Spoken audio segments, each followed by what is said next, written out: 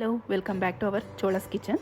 ಇವತ್ತು ನಾವು ಮಾಡ್ತಿರೋ ರೆಸಿಪಿ ಬಂದು ಆಯಿಲಲ್ಲಿ ಫ್ರೈ ಮಾಡ್ದೇನೆ, ಮೈದಾನೆ ಯೂಸ್ ಮಾಡ್ದೇನೆ ಮಾಡ್ತಿರೋಂತಹ ಈ ವೆಜ್ ಮಂಚೂರಿಯನ್ನ ಜಿಮ್ಗೆ ಹೋಗೋರು, ಕೊಲೆಸ್ಟ್ರಾಲ್ ಇರೋರು, ಹೆಲ್ತ್ ಬಗ್ಗೆ ಕಾನ್ಶಿಯಸ್ ಇರೋರು, ಹಾಗೆ ಮಕ್ಕಳು ಸಹ ಕಣ್ಣು ಮುಚ್ಕೊಂಡು ತಿನ್ಬೋದಂತಹ ವೆಜ್ ಮಂಚೂರಿಯನ್ ಇದು. ಬನ್ನಿ ಈ ರೆಸಿಪಿನ ಹೇಗೆ ಮಾಡೋದು ಅಂತ ತಿಳಿಸ್ಕೊಡ್ತೀನಿ. ವಿಡಿಯೋ ಶುರು ಮಾಡೋಣ.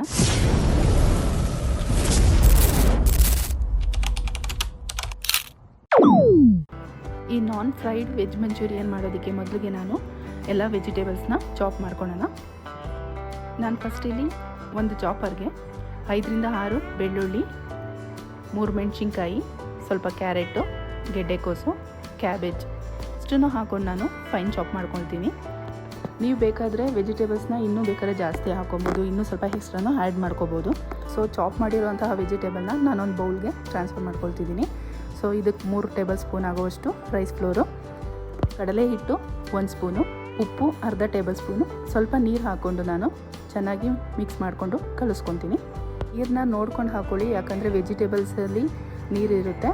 ಸೊ ನಾವು ಸ್ವಲ್ಪನೇ ಆ್ಯಡ್ ಮಾಡಿಕೊಂಡು ಮಿಕ್ಸ್ ಮಾಡ್ಕೊಳ್ಳೋಣ. ಇದೊಂದು ಬಾಲ್ ಸೈಜ್ ಬರೋ ಥರ ಈ ಥರ ಕನ್ಸಿಸ್ಟೆನ್ಸಿಲಿದ್ದರೆ ಸ್ಟೀಮ್ ಮಾಡೋದಕ್ಕೂ ಹೆಲ್ಪ್ ಆಗುತ್ತೆ. ಸೊ ಈ ಥರ ಬಾಲ್ ಸೈಜ್ ಮಾಡ್ಕೊಂಡು ಎಲ್ಲ ರೆಡಿ ಮಾಡಿಕೊಂಡು ಒಂದೊಂದೇ ನಾವು ಸ್ಟೀಮರಲ್ಲಿ ಇಡೋಣ.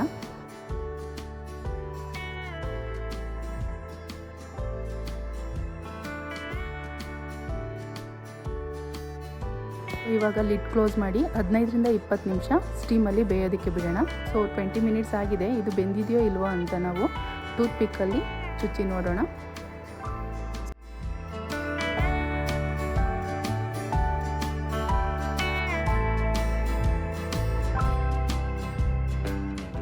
ಸೊ ಇದು ಇವಾಗ ಚೆನ್ನಾಗಿ ಬೆಂದಿದೆ ನೋಡಿ. ಕ್ಯಾಬೇಜ್ ಎಷ್ಟು ಸ್ಪಾಂಜ್ ಆಗಿ ಒಳಗಡೆ ಎಲ್ಲ ಎಷ್ಟು ಕ್ಲಿಯರ್ ಆಗಿ ಬೆಂದಿದೆ ಅಂತ. ಸೊ ನೆಕ್ಸ್ಟ್ ನಾವು ಇದಕ್ಕೆ ಒಂದು ಚೈನೀಸ್ ಮಿಕ್ಸ್ ಕೊಡೋಣ. ಒಂದು ಕಡಾಯಿಗೆ ಆಯಿಲ್ ಹಾಕ್ಕೊಳ್ಳೋಣ. ಆಯಿಲ್ ಹೀಟ್ ಆದಮೇಲೆ ಸಣ್ಣದಾಗಿ ಹೆಚ್ಚಿಟ್ಕೊಂಡಿರುವಂತಹ ಬೆಳ್ಳುಳ್ಳಿ, ಈರುಳ್ಳಿ, ಕ್ಯಾಪ್ಸಿಕಮ್ನ ಹಾಕ್ಕೊಂಡು ಜಸ್ಟ್ 30 ಸೆಕೆಂಡ್ ಕೈ ಆಡೋಣ.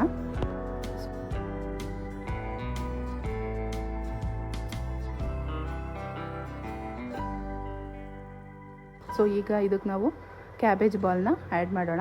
ಸೊ ನಂತರ ಇದಕ್ಕೆ ನಾನು ಕಾರ್ನ್ಫ್ಲೋರ್ 1 ಟೇಬಲ್ ಸ್ಪೂನು, ವಾಟರ್ ಅರ್ಧ ಕಪ್ ಹಾಕಿ ಮಿಕ್ಸ್ ಮಾಡಿಕೊಂಡು ಈ ಸಿರಪ್ನು ಸಹ ಹಾಕ್ತಾಯಿದ್ದೀನಿ. ಅದರ ರುಚಿಗೆ ತಕ್ಕಷ್ಟು ಉಪ್ಪು, vinegar 1 table spoon, soya sauce 1 table spoon, chilli sauce 1 table spoon, tomato ketchup 2 table spoon, ಬಿಳಿ ಎಳ್ಳು ಹಾಕ್ಕೊಳ್ತಿದ್ದೀನಿ, ಇದು ಆಪ್ಷನಲ್. ಸೊ ಇವಾಗ ಇದಕ್ಕೊಂದು ಒಳ್ಳೆ ಮಿಕ್ಸ್ ಕೊಡೋಣ.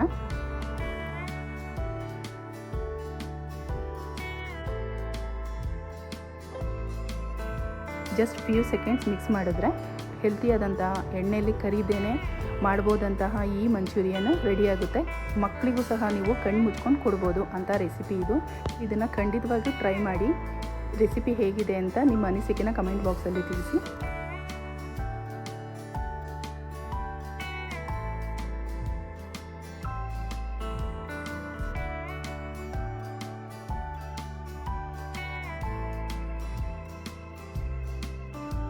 ಈ ರೆಸಿಪಿ ನಿಮಗೆ ಇಷ್ಟ ಆಗಿದ್ರೆ ಈ ವಿಡಿಯೋಗೆ ಒಂದು ಲೈಕ್ ಕೊಡಿ. ಹಾಗೆ ಯಾರೆಲ್ಲ ಹೊಸಬ್ರು ನಮ್ಮ ಚಾನಲ್ನ ನೋಡ್ತಾ ಇದ್ದೀರಾ ಅವರು ಸಬ್ಸ್ಕ್ರೈಬ್ ಮಾಡಿ. ಮತ್ತಷ್ಟು ಡಿಫ್ರೆಂಟ್ ರೆಸಿಪಿಯೊಂದಿಗೆ ನೆಕ್ಸ್ಟ್ ವಿಡಿಯೋದಲ್ಲಿ ಸಿಗ್ತೀನಿ. ಅಂಟಿಲ್ ದೆನ್ ಟೇಕ್ ಕೇರ್, ಬಾಯ್.